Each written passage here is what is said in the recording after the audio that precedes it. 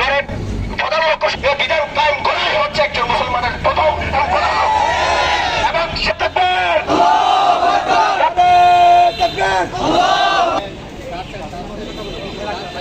সর্বশেষ একটা কথা বলতে চাই, বিশ্বের যে কোনো প্রান্তে রাসূলের অপমানে যদি কেউ কথা বলে, যতদিন লড়বে আমাদের নিঃশ্বাস যতদিন চলবে ততদিন বেরোতে দেব না।